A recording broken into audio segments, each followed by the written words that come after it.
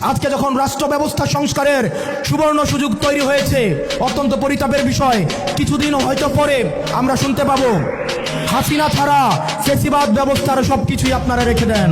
শুধু এই কথাটা হয়তো লজ্জায় তারা বলতে পারছে না। হাসিনা ব্যবস্থার বিচার ব্যবস্থা ভালো, হাসিনার পুলিশ ভালো, হাসিনার প্রশাসন ভালো, কেবলমাত্র হাসিনাই ভালো না।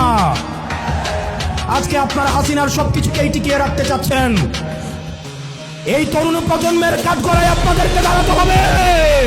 অসংখ্য লক্ষ তরুণ প্রজন্ম যারা প্রধানমন্ত্রী হইতে আসে নাই, শুধুমাত্র এই দেশটাকে ভালোবেসে রাস্তায় নেমে এসে বুকের তাজা রক্ত ঢেলে দিয়ে হাসিনাকে ভারতে পালাতে বাধ্য করেছে। যারা হাসিনার ব্যবস্থা টিকিয়ে রাখতে চাইবে, আমার ভাই আপনার ফাহাদের মতো, আমার ভাই হাদির মতো, আমার ভাই আরিফের মতো আমরা যুগে যুগে রাস্তায় নেমে আসবো ইনশাআল্লাহ।